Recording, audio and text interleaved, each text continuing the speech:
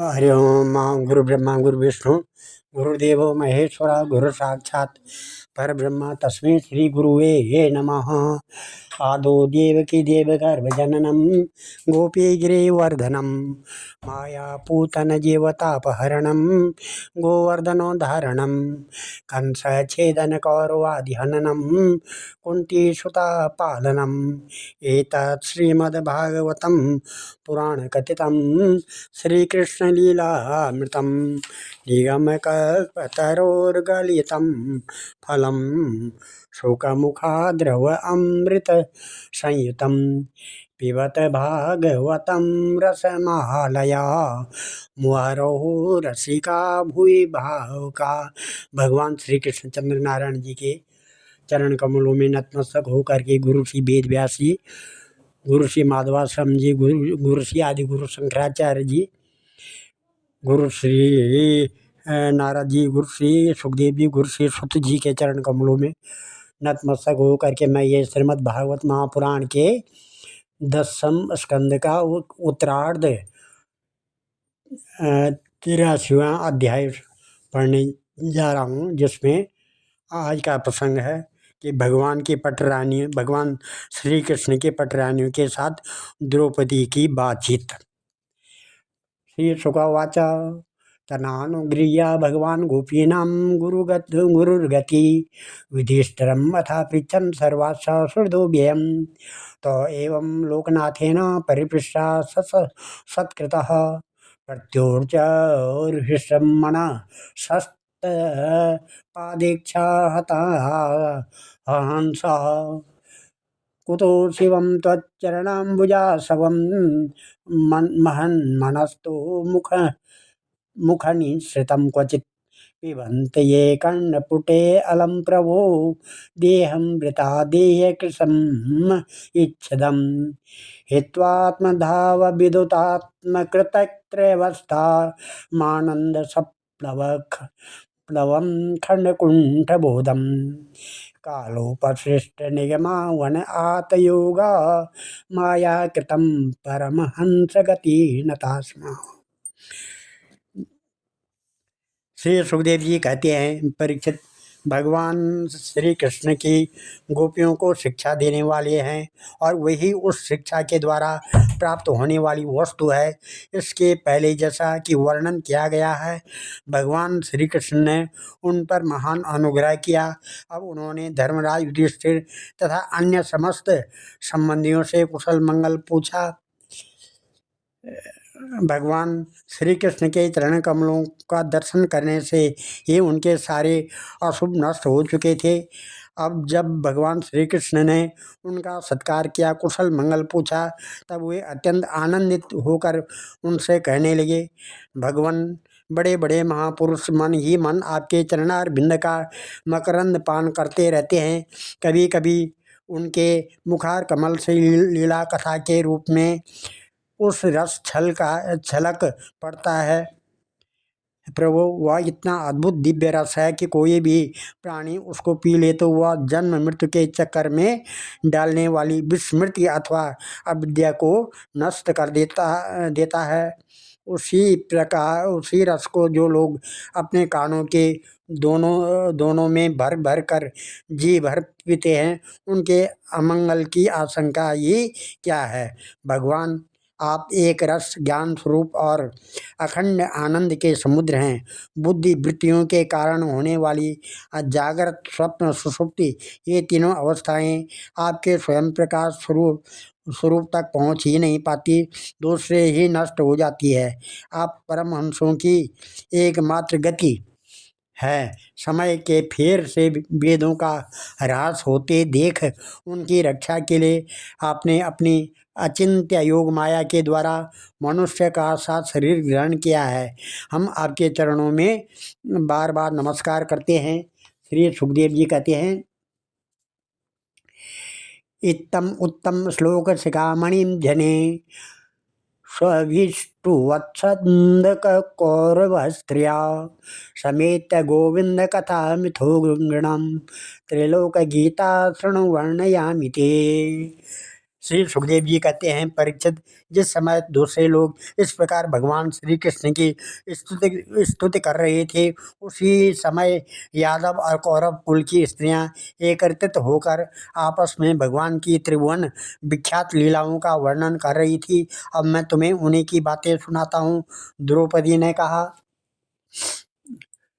हे वैदर्भ अच्युतो भद्रे, हे जामवती कौशले, हे सत्यभामे कालिंदी सैभ्य रोहिणी लक्ष्मणे, हे कृष्ण पत्न्या एतन्नो भृतभो भगवान स्वयं उपयेमे यथालोकम अनुकुर्वन् स्वमायया। द्रौपदी ने कहा, है रुक्मणी, भद्रे, है जामवती, सत्य, है सत्यभामे कालिंदी सैभ्य लक्ष्मणे रोहिणी और अन्यान्य श्री कृष्ण पत्नियों, तुम लोग हमें यह तो बताओ कि स्वयं भगवान श्री कृष्ण ने अपनी माया से लोगों का अनुकरण करते हुए तुम लोगों का किस प्रकार पाणी ग्रहण किया। रुक्मिणी वाचा, चैद्यायमाहार्पयितुम् उद्यता कार्मुकेषु राजस्वये भटशेख कृतांग्रणेषु नित्ये मृगेन्द्र इव भागमजाभियूथ। तत् श्रीनिकेत चरणोस ममार्चनाय। रुक्मिणी ने कहा, द्रौपदी जी रुक्मिणी ने कहा, द्रौपदी जी, जरासंध आदि सभी राजा चाहते थे कि मेरा विवाह शिशुपाल के साथ हो, इसलिए इसके लिए सभी शास्त्रों से सुसज्जित होकर युद्ध के लिए तैयार थे, परंतु भगवान मुझे वैसे ही हर लाए जैसे सिंह बकरी और भेड़ों के झुंड में अपना भाग छीन ले जाए। क्यों न हो, जगत में जितने भी अजय वीर हैं उनके मुकुटों पर इन्हीं की चरण चरण धूलि शोभायमान होती है। द्रौपदी जी, मेरा तो यही अभिलाषा है कि भगवान के ये समस्त संपत्ति और सौंदर्यों के आश्रय चरण कमल जन्म जन्म मुझे आराधना करने के लिए प्राप्त होते रहें, मैं उन्हीं की सेवा में लगी रहूं।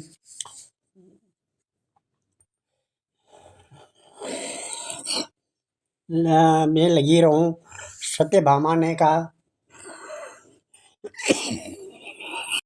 सत्यभामा ने कहा सत्यभामावाच, ऊयो मे सना विभवतत् हृदा ततेन लिप्ता विशापमपमाश्रु उपाजहारा द्युत्वाक्षराजमथ रत्नमदात स्वातेन भीता पिता दिशतनां प्रभुवे पिदातम्। सत्यभामा ने कहा, द्रौपदी जी, मेरे पिताजी अपने भाई प्रसेन की मृत्यु से बहुत दुखी हो रहे थे, अतः उन्होंने उनके वध का कलंक भगवान पर ही लगाया। उस कलंक को दूर करने के लिए भगवान ने ऋक्षराज जामवान पर विजय प्राप्त की और वह रत्न लाकर मेरे पिता को दे दिया। वह तो मेरे पिताजी मिथ्या कलंक लगाने के कारण डर गए, अतः यद्यपि वे दूसरे को मेरा वागदान कर चुके थे, फिर भी उन्होंने मुझे समंतक मणि के साथ भगवान के चरणों में ही समर्पित कर दिया। जामवती वाचा, प्रज्ञाय दे कृतमं निजनाथ देवं सीतापतिं तृणवहान्यमुनाभ्य युध्यत ज्ञात्वा परीक्षत उपाहरदर्हणं मां पादो प्रगृह्य मणिनाम ममुष्य दासी। जामवती ने कहा, द्रौपदी जी, मेरे पिता ऋक्षराज जामवान को इस बात का पता न था कि यही मेरे स्वामी भगवान सीतापति हैं, इसलिए वे इनसे 27 दिन तक लड़ते रहे, परंतु जब परीक्षा पूरी हुई उन्होंने जान लिया कि ये भगवान राम ही हैं, तब इनके चरण कमल पकड़कर समंतक मणि के साथ उपहार के रूप में मुझे समर्पित कर दिया। मैं यही चाहती हूँ कि जन्म जन्म इन्हीं की दासी बनी रहूँ। कालिंदी वाचा, तपश्चरन्तीमाज्ञाय स्वपादस्पर्शनाय छया शक्योपेत्याग्रहीन् पाणिं येहं तदघ्र्यमार्जनीम्। कालिंदी ने कहा, मैं द्रौपदी जी, जब भगवान को यह मालूम हुआ कि मैं उनके चरणों का स्पर्श करने की आशा अभिलाषा से तपस्या कर रही हूँ, तब वे अपने सखा अर्जुन के साथ यमुना तट पर आए और मुझे स्वीकार कर लिया। मैं उनका घर बहारने वाली उनकी दासी हूँ। मित्रविंदावाच यो मां स्वयंवर उपेत्य विजित्य भूपान् निन्ये स्वयूतगमेवात्मबलिं द्विपारी भ्रातृस्य मे कुरुता स्वपुरं श्रियोका तस्यास्मेनु भवन्द्रयबन्हि न जनत्वम्। मित्रविंदा ने कहा, द्रौपदी जी, मेरा स्वयंवर हो रहा था। वहाँ आकर भगवान ने सब राजाओं को जीत लिया और जैसे सिंह झुंड के झुंड कुत्तों में से अपना भाग लिए जाए, वैसे मुझे अपनी शोभामयी द्वारिकापुरी में ले आए। मेरे भाइयों ने भी मुझे भगवान से छुड़ाकर मेरा अपकार करना चाहा, परंतु उन्होंने उन्हें भी नीचा दिखा दिया। मैं ऐसा चाहती हूँ कि मुझे जन्म जन्म उनके पांव पखारने का सौभाग्य प्राप्त हो जाए। प्राप्त हो जाए। सत्युवाच सप्ताक्षणोति बलवीर्यसुताक्षण श्रृंगान् पित्रा कृतान् क्षितिपवीर परीक्षणाय तान् वीरदुर्मद हनस्तरसा निगृह्य क्रीडन् भवन्द यथा शिशवो जतोकान् य इत्थं वीरशुक्लं मां दासी वीक्षतु पति निर्जित्य राजन्यान् निन्ये तद्दास्यामस्तु मे। सत्या ने कहा, द्रौपदी जी, मेरे पिता ने मेरे स्वयंवर में आए हुए राजाओं के बल पौरुष की परीक्षा लिए बड़े बलवान और पराक्रमी तीखे सिंह 7 बैल रखे हुए थे। उन बैलों ने बड़े बड़े ही वीरों का घमंड चूर कर दिया था। उन्हें भगवान ने खेल खेल में ये झपट कर पकड़ लिया, नाथ लिया और बांध दिया। ठीक वैसे ही जैसे छोटे छोटे बच्चे बकरी के बच्चों को बांध दिया। ठीक वैसे ही जैसे छोटे बच्चे बकरी के बच्चों को पकड़ लेते हैं, उसी प्रकार भगवान बल पौरुष के द्वारा मुझे प्राप्त कर चतुरंगिणी सेना और दासियों के साथ द्वारका ले आए। मार्ग में जिन क्षत्रियों ने बीड़ डाला, उन्हें जीत भी लिया। मेरी यह अभिलाषा है कि मुझे इनकी सेवा का अवसर सदा सर्वदा प्राप्त होता रहे। भद्रो वाच पिता मे मातुलेयाय स्वयं माहूय दत्तवान् कृष्णाय तच्चित्तम् अक्षोहिण्यं सखी जने अस्य मे पाद संस्पर्श भुवि जन्मनि जन्मनि कर्मभिभ्राम्यमाणाय ये तत्श्रेय आत्मनः। भद्रा ने कहा, द्रौपदी जी, भगवान मेरे मामा के पुत्र हैं। मेरा चित्त इन्हीं के चरणों में अनुरक्त हो गया था। जब मेरे पिताजी को यह बात मालूम हुई, तब उन्होंने स्वयं ही भगवान को बुलाकर अक्षौहिणी सेना और बहुत सी दासियों के साथ मुझे इन्हीं के चरणों में समर्पित कर दिया। मैं अपना परम कल्याण इसी में समझती हूँ कि कर्म के अनुसार मुझे जहाँ जहाँ जन्म लेना पड़े, सर्वत्र इन्हीं के चरण कमलों का संस्पर्श प्राप्त होता रहे। लक्ष्मणो वाच ममापि राज्य अच्युत जन्म कर्म श्रुता मुहुर्नारद गीतमासः चित्तं मुकुंदे किल पद्महस्तया वृतं हस्तया भृता संसूय विहाय लोकपाल ज्ञात्वा मम तत्पता साधि पिता दुहित वित्सलः बृहत्सेना इदं ख्यातं गोत्रपायमचीकरत् यथा स्वयंवरे राज्ञी मत्स्या पार्थे पया कुतः अयं तो बहिराच्छन्नो दृश्यते साजिले परं श्रुते त्वा सर्वतो भूपा आयुर्व्योमा पितुपुरं सर्वशास्त्रशस्त्रतत्त्वज्ञा सोपाध्याया सहस्रशा पित्रा सम्पूजिता सर्वे यथा वीरे यथा वयः अदुत ससरं चाप वेदुम पर्षदि मध्य आदाय व्यसृजन केचित् सज्जं कर्तो मनीश्वरा अकोटिजं समुकृत्य पेतुरेके मुना हता सज्जं कृत्वा परे वीरा मागधाम्बष्टचोदिपा भीमो दुर्योधनो कर्णो नाविन्दस्तदवस्थितम् मत्स्यावासं जले वीक्षा ज्ञात्वा च तव अवस्थितं पार्थो यतो सृजद्बाणं न छिद्यन्त स्पर्शे परं राजन्येषु निवृत्तेषु भग्नमानेषु मानेषु भगवान् धनुराधाय सज्जं कृत्वा लीलया तस्मिन् सन्द्वायभिषेकं मत्स्यं वीक्षे स्वीकृतजले चित्वेषुणापातयतं सूर्ये चाविजति स्थिते दिवि दुन्दभयोनिधुर् यः शब्दयुता भुवि देवास कुष्मासारन् मुचुर्हर्षविह्वला तदरङ्गमा विषमहं कलनोपराभ्यां पद्मे पद्भ्यां प्रगृह्य कनकोज्ज्वलरत्नमालां नूत्नेति निवाय परिधाय च कौशिकाग्रे सव्रीडहासा वदना कबरीदृक्स्त्रक् उन्नीय वक्त्र वक्त्रमुरकुन्तलकुण्डद्वीक गण्डस्थलं शिशिरहासकटाक्षमोक्षे राजो निरीक्ष्य परितशनके मुरारे रंसेऽनुरक्तहृदया निदधे समालं तावन्मृदङ्गपटः शङ्खो भैर्यानकादया निनेदुर्नर्तनतर्क्यो नर्तो गायका जगु एवं वृत्ते भगवती महेश नृपयूथपा नाट्येरे यथासेनि स्पर्धन्तो हृदयातुरः मां तावत् रथो मारोप्य हयरत्नचतुष्टयं सार्ग उद्यम्य सन्नद्धस्तथा तास्थावाजो चतुर्भुजा दारुकश्चोदयामास कञ्चनोपस्करं रथं मिश्रितं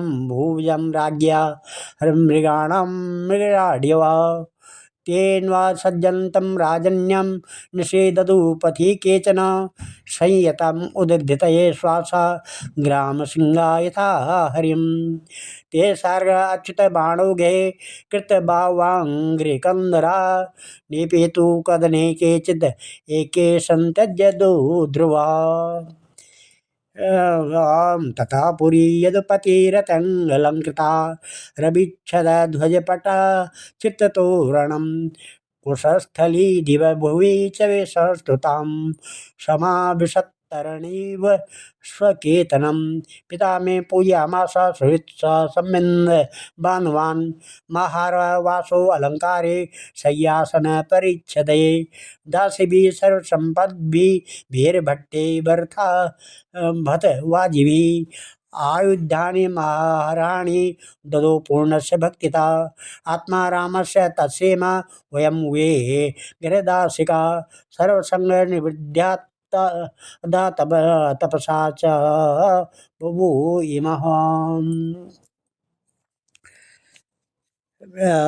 नमः। लक्ष्मणा ने कहा, रानी जी, देव से नारद बार बार भगवान के अवतार और लीलाओं का गान करते रहते थे। उसे सुनकर यह सोच कर कि लक्ष्मी जी ने समस्त लोकपालों का त्याग करके भगवान का ही वर्ण किया, मेरा चित्त भगवान के चरणों में आसक्त हो गया। साध्वी मेरे पिता बृहदसेन मुझ पर बहुत प्रेम रखते थे। जब उन्हें मेरा अभिप्राय मालूम हुआ तब उन्होंने मेरी इच्छा की पूर्ति के लिए यह उपाय किया। महारानी, जिस प्रकार पांडव वीर अर्जुन की प्राप्ति के लिए आपके पिता ने स्वयंवर में मत्स्य भेद का आयोजन किया था, उसी प्रकार मेरे पिता ने भी किया। आपके स्वयंवर की अपेक्षा हमारे यहाँ यह विशेषता थी कि मत्स्य बाहर से ढका हुआ था, केवल जल में ही उसकी परछाई दिख पड़ती थी। जब यह समाचार राजाओं को मिला तब सब ओर से समस्त अस्त्र शस्त्रों के तत्वज्ञ हजारों राजा अपने अपने गुरुओं के साथ मेरे पिताजी की राजधानी में आने लगे। मेरे पिताजी ने आए हुए सभी राजाओं का बल पौरुष और अवस्था के अनुसार भली भांति स्वागत सत्कार किया। उन लोगों ने मुझे प्राप्त करने की इच्छा से स्वयंवर सभा में रखे हुए धनुष और बाण उठाए। उनमें से कितने ही राजा तो धनुष पर तांत भी न चढ़ा सके। उन्होंने धनुष को ज्यों का त्यों रख दिया। कईयों ने धनुष की डोरी को भी सिरे से बांधकर दूसरे सिरे तक खींच तो लिया, परंतु वे उसे दूसरे सिरे से तक न सके। उसका झटका लगने से गिरे पड़े।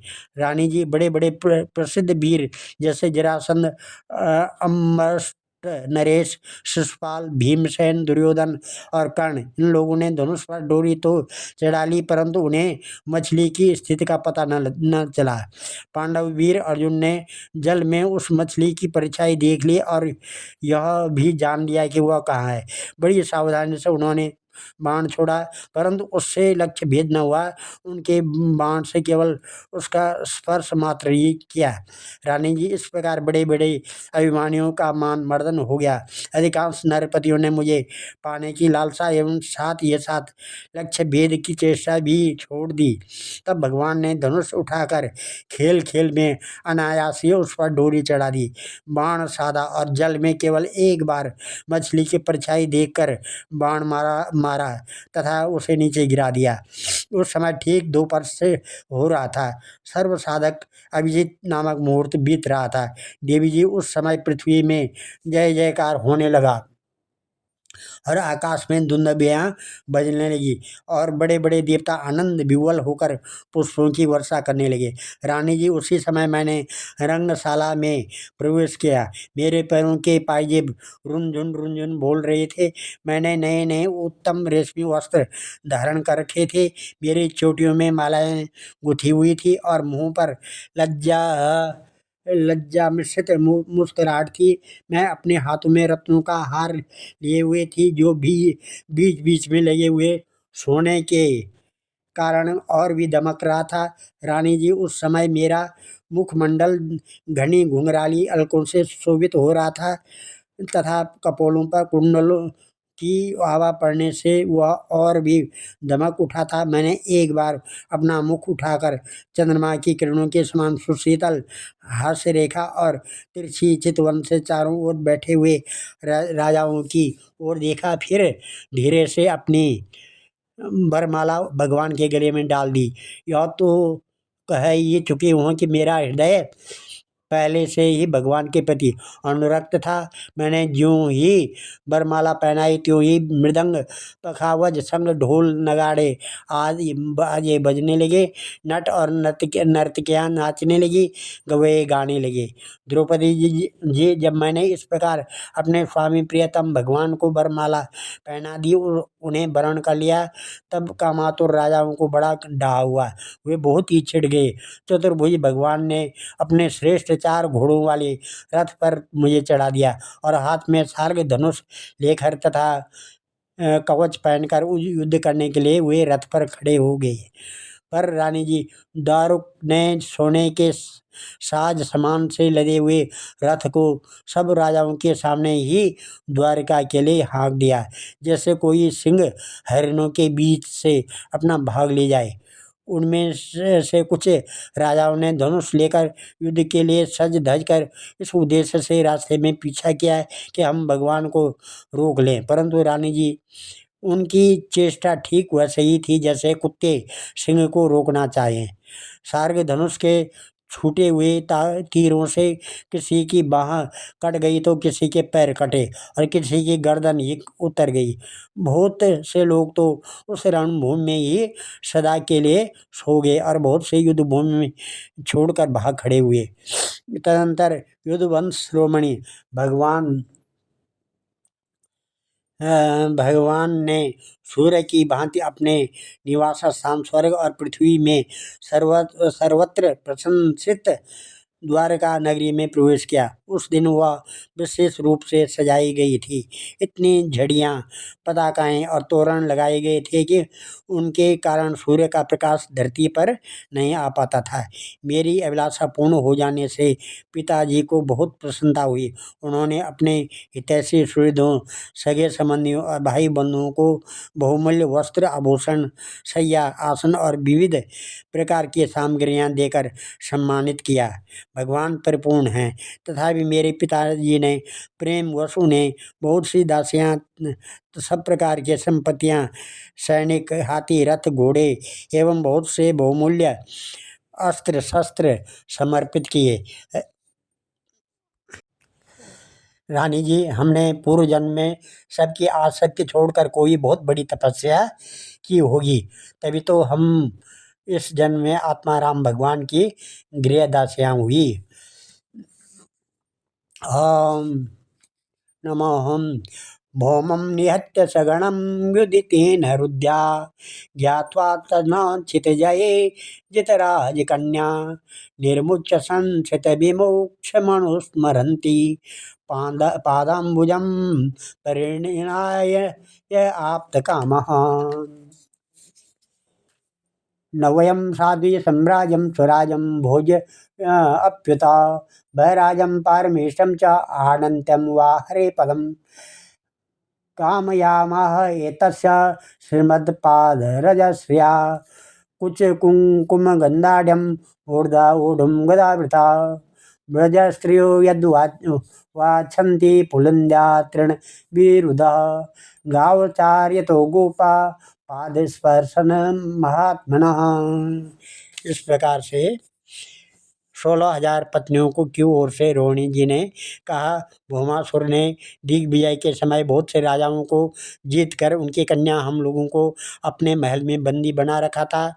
भगवान ने यह जानकर युद्ध में भौमासुर और उसकी सेना का संहार कर डाला और स्वयं पूर्ण काम होने पर भी उन्होंने हम लोगों को वहाँ से छुड़ाया तथा पाणी ग्रहण करके अपनी दासी बना लिया।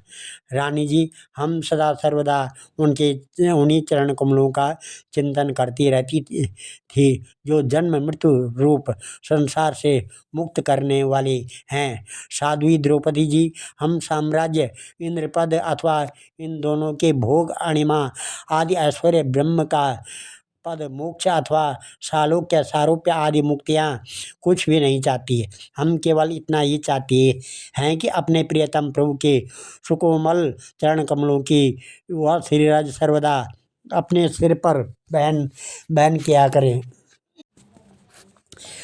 जो लक्ष्मी जी के वक्षस्थल पर लगी हुई है, केसर की सुगंध से युक्त है।